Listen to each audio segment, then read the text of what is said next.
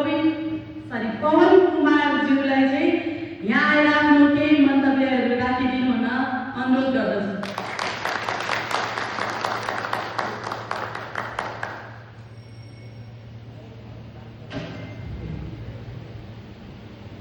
नमस्कार सबैजनालाई। म पवन थापा, हाल तारकेश्वर नगरपालिका वडा नम्बर 10 निवासी।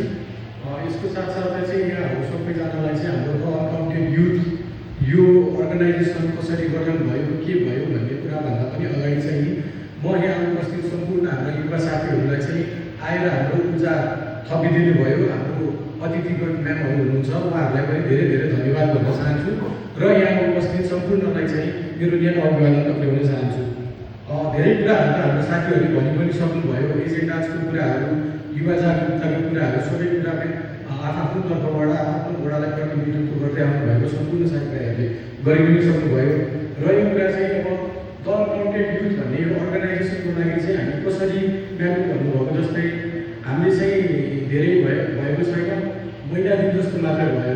यो हामी महिना दिनमा हाम्रो निरज अध्यक्षज्यूले भन्नुभएको जस्तै 2-3जनाबाट सर्वे गर्दै तारकेश्वर नगरपालिकाको 11 वडामा चाहिँ प्रत्येक जक्सन पोइन्टहरूमा गएर हामी जस्तो युवाहरू हाम्रो एजेन्डामै छ। युवा र यो त अनकाउन्टेड युथ जो ओजेलमा परेका युवाहरू छ, यो तारकेश्वर नगरपालिकामा सर्वे गरेर हेरौँ न भनेर प्रत्येक कुरामा हामी गएर मान्छेहरूलाई सोच र पसल दर्शनमा भेटाएपछि चाहिँ हामी आफ्नो उहाँहरूको ग्रुपको र व्यक्तिगत सरसल्लाह सुझावहरू लिएर चाहिँ अब हामी तारकेश्वर नगरपालिकामा चाहिँ एउटा युवा सम्मेलनको चाहिँ विस्तार गर्दैछौँ भनेर चाहिँ आफ्नो सहयात्री साथीहरू छ भने उहाँहरूको पर्सनल ओपिनियन र आफूभन्दा अग्रज हुनुहुन्छ भने उहाँहरूको सजेसन यसरी बढ्दै गर्दाखेरि चाहिँ आज हामी 3जनाबाट यहाँ 30-40जना भइसक्यौँ। सक्रिय सदस्यको रूपमा हेर्यो कि प्रत्येक वडाबाट हामी 10-10जना र प्रतिनिधित्वको हिसाबले चाहिँ 2-2जना मात्रै लिएर आएका छौँ। त्यो कारणले हेर्दाखेरि चाहिँ अब द अनकाउन्टेड युथ हामीले पेपर वर्कहरू सबै गरिसकेका छौँ। हामीले अनकाउन्टेड युथले हामीलाई यहाँ हलभित्र सीमित गरेर चिनाएको छ भने अब तारकेश्वर नगरपालिकाभरि हामीले द अनकाउन्टेड युथलाई चिनाउनु पर्ने देख्छु म है। यसको लागि चाहिँ तपाईँहरूबाट साथ सहयोग र सपोर्टको चाहिँ धेरै ठुलो अपेक्षा गरेको छु मैले।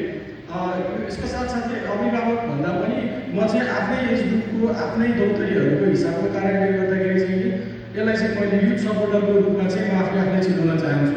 युथको सपोर्टमा हो। यसको लागि चाहिँ अब हामीले तारकेश्वर नगरपालिकामा चाहिँ द अनकाउन्टेड युथले गर्छ के भन्दा पनि धेरै मान्छेलाई चाहिँ यो युथ अर्गनाइजेसन खोलेको छ, यसले के गर्छ, के गर्नको लागि खोलेको हो भन्ने कुरा हुँदो रहेछ क्या।